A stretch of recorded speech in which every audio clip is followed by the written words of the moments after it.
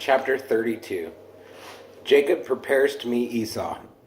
As Jacob went on his way, some angels met him. When he saw them, he said, "This is God's camp." So he named the place Mahanaim. Jacob sent messengers ahead of him to his brother Esau in the country of Edom. He instructed them to say, "I, Jacob, your obedient servant, report to my master Esau that I have been staying with Laban and that I have delayed my return until now. I own cattle, donkeys, sheep, goats, and slaves. I am sending you word, sir, in the hope of gaining your favor." When the messengers came back to Jacob, they said, We went to your brother Esau, and he is already on his way to meet you. He has 400 men with him." Jacob was frightened and worried. He divided into two groups the people who were with him and also his sheep, goats, cattle, and camels. He thought, if Esau comes and attacks the first group, the other may be able to escape. Then Jacob prayed, "God of my grandfather Abraham and God of my father Isaac, hear me. You told me, Lord, to go back to my land and to my relatives, and you would make everything go well for me. I am not worth all the kindness and faithfulness that you have shown me, your servant. I crossed the Jordan with nothing but a walking stick, and now I have come back with these two groups. Save me, I pray, for my brother Esau. I am afraid that he is coming to attack us and destroy us all, even the women and children.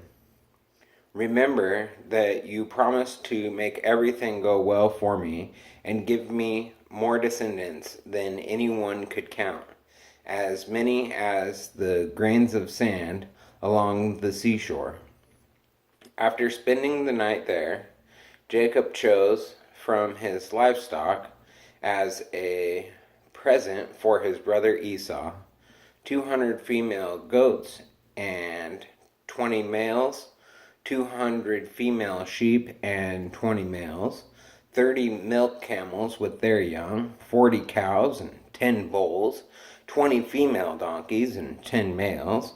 He divided them into herds and put one of his servants in charge of each herd. He said to them, "Go ahead of me and leave a space between each herd and the one behind it."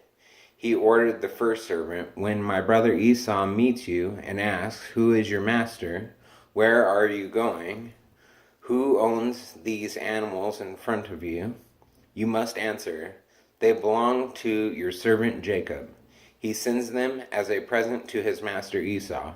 Jacob himself is right behind us." He gave the same order to the second, the third, and all the others who were in charge of the herds. "This is what you must say to Esau when you meet him. You must say, 'Yes, your servant Jacob is right behind us.'" Jacob was thinking, "I will win him over with the gifts, and when I meet him, perhaps he will forgive me." He sent the gifts on ahead of him and spent the night in camp. Jacob wrestles at Peniel. That same night, Jacob got up, took his 2 wives, his 2 concubines, and his 11 children, and crossed the Jabbok River. After he had sent them across, he also sent across all that he owned, but he stayed behind, alone. Then a man came and wrestled with him until just before daybreak. When the man saw that he was not winning the struggle, he hit Jacob on the hip, and it was thrown out of joint. The man said, "Let me go. Daylight is coming." "I won't unless you bless me," Jacob answered. "What is your name?" the man asked.